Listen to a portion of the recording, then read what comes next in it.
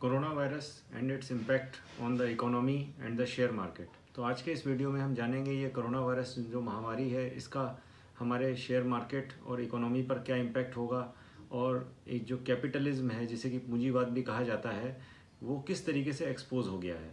और इस वीडियो के लास्ट आपको बताऊंगा कि आपको कौन से शेयर्स, कौन सी ऐसी कंपनीज़ हैं जिसमें इन्वेस्ट करना चाहिए। तो वीडियो के लास्ट तक बने रहिए, बहुत ही इंफॉर्मेशनल वीडियो है। और आज हम पूरे डिटेल में डिस्कस करें कोरोना वायरस के बारे में, जैसा कि बहुत सारा मटेरियल अवेलेबल है सोशल मीडिया पर, यूट्यूब पर, न्यूज़ में।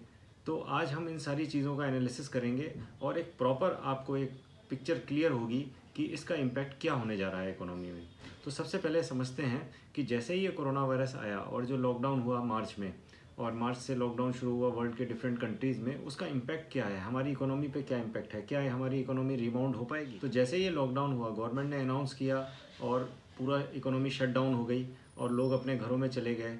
अब इससे जो सबसे बड़ी बात, इसमें दो तीन चीज़ें जो नई नई निकल करके आई वो ये निकल करके आई कि जैसे कि हम समझते हैं कि जितने भी जो सर्विस क्लास है, जो जॉब कर रहा है या उसका अपना बिजनेस है, वो सारे लोग जो हैं उनकी जो फाइनेंशियल कंडीशन है वो फाइनेंशियल कंडीशन पहले से ही कोई बहुत ज़्यादा अच्छी नहीं थी। अब इसको समझते हैं कि उनकी फाइनेंशियल कंडीशन कैसी थी।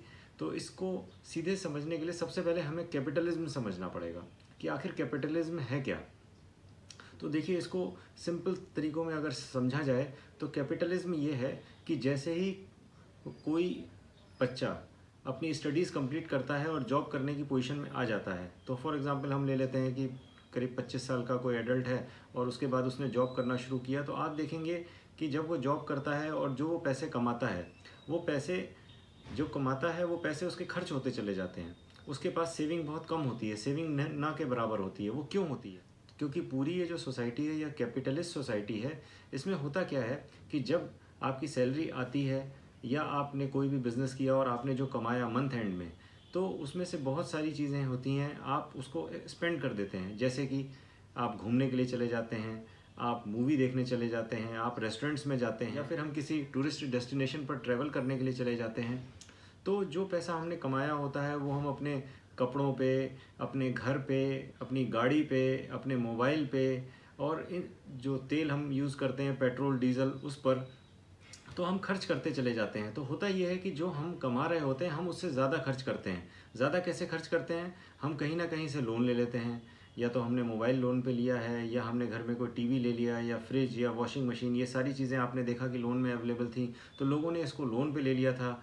और क्योंकि आप ऐड देखते हैं और ऐड देखने के बाद मन करता है कि हमारे पास ये भी चीज़ हो, हमारे पास वो भी चीज़ हो, फिर लोग जो हैं उसके बाद जॉब करते करते उनके ऊपर कुछ ना कुछ लोन उनके ऊपर रहता है, उसकी ईएमआई उन्हें देनी होती है। फिर जब उनकी एज बढ़ती है, वो 30 के अराउंड होते हैं, मैरिज करने के बाद एक नई लाइफ शुरू करते हैं। अब जब मैरिज करेंगे तो मैरिज में भी कुछ एक्सपेंसेस होंगे, मैरिज के बाद बच्चे होंगे तो बच्चों पे भी एक्सपेंसेस होंगे, या बच्चों के लिए शॉपिंग करनी होगी। तो ये एक साइकिल है कि आपको जो है कमाना है, और कमाना किसके लिए है?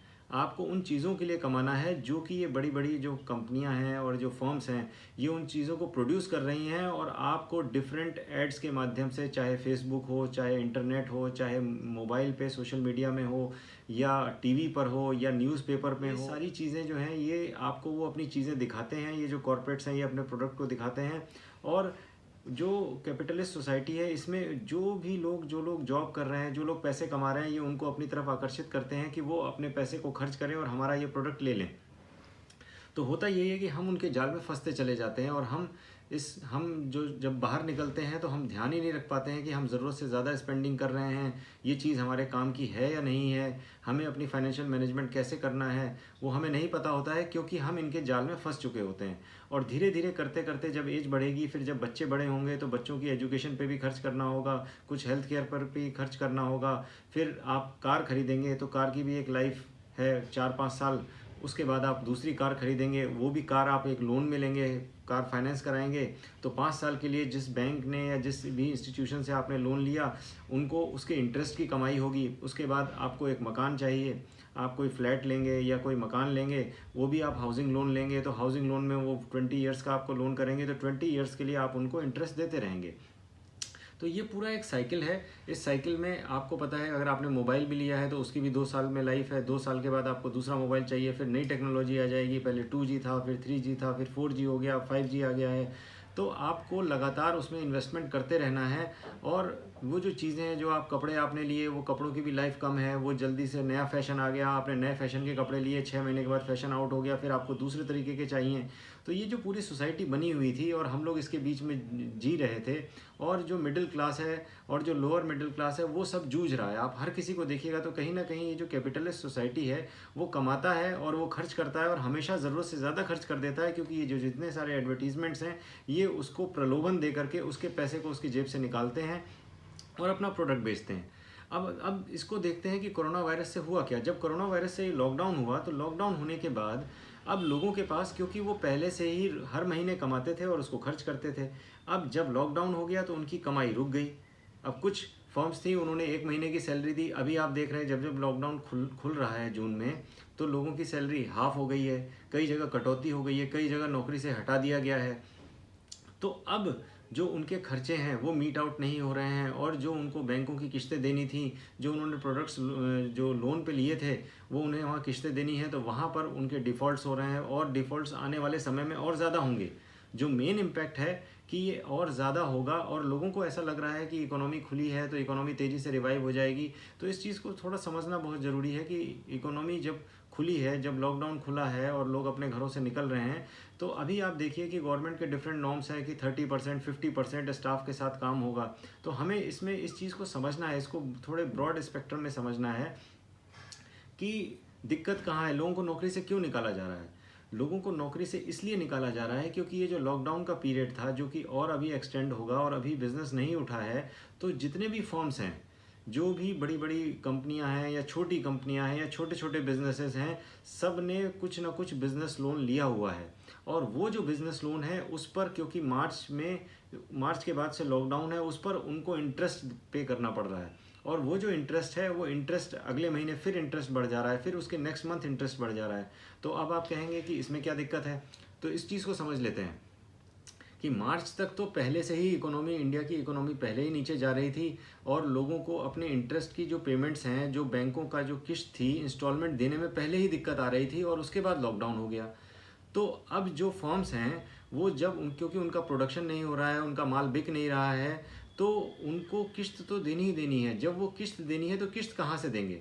फॉर एग्जांपल, इसको एग्जांपल से समझ लेते हैं कि मान लिया वो 100 रुपये हर महीने, 100 रुपये किसी बिज़नेस का टर्नओवर था, 100 रुपये आ रहा था, तो 100 रुपये में उन्हें पता है 10-12 रुपये हमें जो है इंटरेस्ट का देना है, बाकी हमें स्टाफ का देना है, कुछ अपने खर्चे मीट आउट करने हैं, कुछ उसमें से प्रॉफिट है। और आप, इतना ज़बरदस्त कंपटीशन है तो आपको पता ही है डिफरेंट बिजनेसेस में प्रॉफिट मार्जिन भी बहुत कम है। अब क्या हुआ है, लॉकडाउन के बाद जब इकोनॉमी खुली है 3-4 महीने, तो 3-4 महीने की वो किस्तें उनकी ड्यू हो गई हैं। वो 100 रुपये में से 12-12 रुपये करके 30 रुपये 40 रुपये उनके पहले से ही ड्यू हैं, जो उनको देने हैं। और उसके बाद, क्योंकि अभी दिक्कत ये है कि पूरी इकोनॉमी खुली नहीं है, और लोग जो हैं वो जो कैपिटलिस्ट, ये जो इकोनॉमी थी, ये जो पूंजीवादिता थी, इसमें लोगों को खरीदना था, कमाना था और ख़रीदना था। अब क्योंकि कमाई नहीं हो रही है तो वो खरीद नहीं रहे हैं, तो ये डिफरेंट जितने भी बिज़नेस हैं पूरे वर्ल्ड में, वो जितने भी बिज़नेस हैं उनको, उनका क्योंकि प्रोडक्ट बिक नहीं रहा है, और अभी क्योंकि लेबर भी अवेलेबल नहीं है, बन भी नहीं रहा है, तो ये जो पूरा जो एक साइकिल था, ये साइकिल बीच में अभी रुक गया है। ये धीरे धीरे करके घूमेगा और इसको अपने फुल स्पीड में आने में वक्त लगेगा। तो क्योंकि ये सारा जो गेम है, ये सारा गेम इंटरेस्ट पे कहीं ना कहीं आप देखिएगा, तो ये जो बैंक्स के जो फाइनेंशियल इंस्टीट्यूशंस हैं, उन्होंने जो पैसा पूरी दुनिया को जो लोन पे दे रखा है, और उसका जो इंटरेस्ट है इसके आसपास घूम रहा है, और ये जो इंटरेस्ट है ये धीरे धीरे पाइलअप होता चला जा रहा है। जो लोग जॉब करते हैं उनको, उनकी पता है कि भाई उन्होंने जो भी हाउस होल्ड, जो भी आइटम्स लिए थे किस्त पे, उसकी किस्तें देनी है। उसके बाद जहाँ पे वो रेंट में रह रहे हैं, क्योंकि ये इकोनॉमी जो थी इतनी ज़्यादा, इसमें इन्फ्लेशन था, जो रेंट के जो रेट्स थे वो बहुत ज़्यादा, चाहे कमर्शियल रेंट हो चाहे हाउस रेंट हो, तो क्योंकि कमाई हो नहीं रही है और रेंट जो है, रेंट का मीटर घूम रहा है। तो इससे ये होगा कि आप देखिएगा कि जब आप मार्केट में निकलिएगा, बहुत सारे बिजनेसेस ऐसे हैं जो मार्केट में, मेन रोड मॉल में हैं, उनकी शॉप्स या इंस्टीट्यूशंस या ऑफिसेज बने हुए हैं, उनको मंथली रेंटल देना है। अब मंथली रेंटल तब देते जब पर मंथ उनका बिजनेस चल रहा होता। अब बिजनेस में अगर 3 या 4 महीने का ब्रेक लगा है, तो वो 4 महीने का जो इंटरेस्ट और मंथली रेंटल इतना ज़्यादा हो गया है कि कई जगह बहुत सारी कंपनीज क्लोज़ हो जाएंगी। क्लोज़ होंगी तो इसलिए लोग नौकरी से हटेंगे, और वो जो इंटरेस्ट जो उनके ऊपर पाइल अप हो गया है, कई लोग फिर अपनी वो जो हाई रेंटल वाली जगह है उसको शहर के बीच में, मान लिया किसी की शॉप है, उसको वो खाली करके शहर से बाहर की तरफ जाएगा जहाँ पे कम रेंट होगा। तो इसका इम्पैक्ट बहुत बड़ा है। ये अभी इकोनॉमी खुल रही है। अब जैसे अगर हम शेयर मार्केट को देखें तो शेयर मार्केट जो था ऊपर था, उसके बाद मार्च में क्रैश हुआ, उसके बाद वहाँ से रिकवरी दिखाई है। लेकिन ये रिकवरी कौन सी है? ये रिकवरी फॉल्स रिकवरी है या ये ओरिजिनल रिकवरी है, इसको समझना है। क्योंकि इसमें जो है कई लोगों को लगा कि अब ये नीचे बॉटम बन गया है, यहाँ पे बाय करना चाहिए, तो उन्होंने जो अपनी सेविंग्स थी वो सेविंग्स उन्होंने वहाँ लगा दी और ये मार्केट यहाँ से उठ करके आई है। तो ये जो इंटरेस्ट बेस्ड जो इकोनॉमी है, इसमें इम्पैक्ट इसका ये पड़ा है कि सबसे पहली बार ये पता चला कि बड़ी बड़ी जो कॉरपोरेशंस हैं, बड़े बड़े बिजनेसेस हैं, उनके पास खुद अपने बिजनेस को सस्टेन करने के लिए 4 महीने, 5 महीने, 6 महीने का बजट नहीं था। उनके पास उतना कैश का फ्लो ही नहीं था।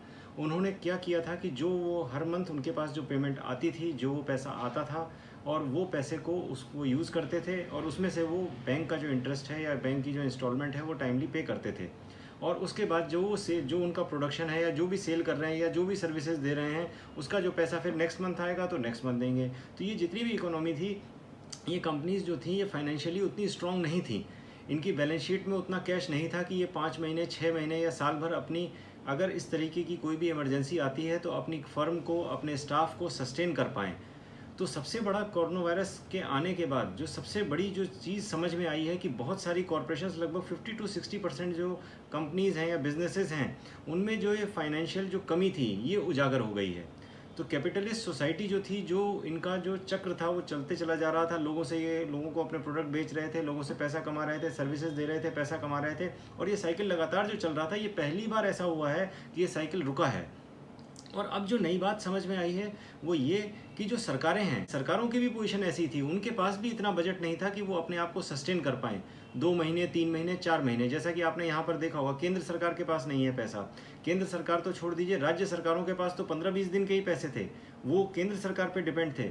और अगर अभी आप देखिएगा कि अभी मैं आपको अभी दिखाता हूँ कि हमारी जो इकोनॉमी है, जो हमने कर्जा ले रखा है इंडिया ने, वो कर्जा जो है, जो हमारी जीडीपी है उसका 68% है। 68% हमारी जीडीपी, जो साल भर में जो कमाई होती है पूरे देश में, उसका 68% जो है वो सरकार ने कर्जा ले रखा है विदेशों से।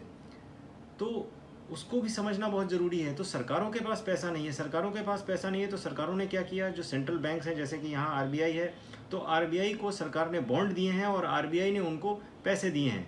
फ्रेश करेंसी को प्रिंट करके इकोनॉमी में डाला जा रहा है ताकि वो करेंसी इकोनॉमी के अंदर आए और ये जो साइकिल जो रुका हुआ है किसी तरीके से साइकिल चले। तो सबसे पहली बार जो है दुनिया के जो ये देश हैं, इनकी फाइनेंशियल कंडीशन जो है वो एक्सपोज हो गई है। और जो ये कैपिटलिस्ट जो सोसाइटी है, जो टोटल पूंजीवाद है, ये सारा ये पूंजीवाद पूरा एक्सपोज हो चुका है और ये पूंजीवाद जो है ये खतरे में आ गया है।